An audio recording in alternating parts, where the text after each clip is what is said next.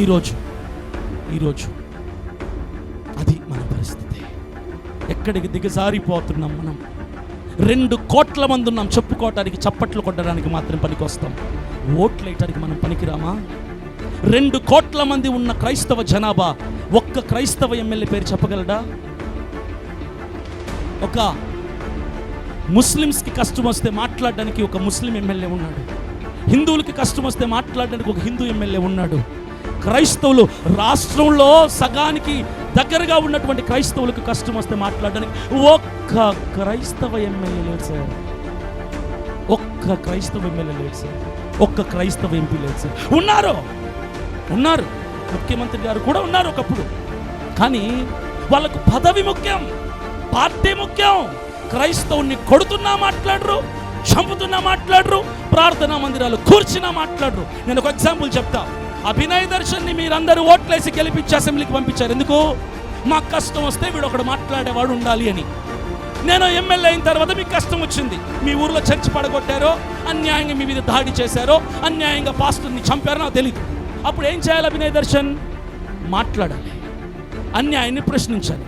అలా నేను చేయకుండా అమ్మో నా పదవి పోయిద్దేమో, నా పార్టీ దెబ్బడిపోద్దేమో అని మౌనంగా ఉంటే మీరు నన్ను ఏమనుకుంటారు? అరే అనవసరంగా వీడిని కోట్లేసి పంపించాం అసెంబ్లీకి. క్రైస్తవుడికి కష్టం వస్తే మాట్లాడని వాడు ఎమ్మెల్యే అయితే ఏంటి, ఎంపీ అయితే ఏంటి, ముఖ్యమంత్రి అయితేనేంటి, ప్రధానమంత్రి అయితే ఏంటి, వాడు మాకు పనికి రానప్పుడు అని అనుకుంటారా లేదా? అలాంటి వాళ్ళు చాలామంది ఉన్నారు. వాళ్ళకు పార్టీ ముఖ్యం, పదవి ముఖ్యం, క్రైస్తవులు ముఖ్యం కాదు.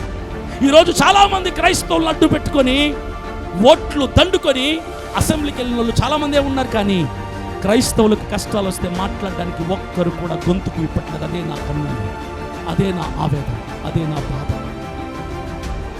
ఈరోజు ఒకటే, సామాన్యుడికి రాజ్యాధికారం కావాలి. 2 కోట్ల మంది ఉన్న క్రైస్తవ జనాభాకి ఎమ్మెల్యే, ఎంపీ కావాలి. అభినయ్ దర్శన్ ఒక పొలిటికల్ పార్టీతో ముందుకు వస్తున్నాడు. ఆ పార్టీ పేరు నేను అనౌన్స్ చేస్తాను ఒక్క నిమిషంలో.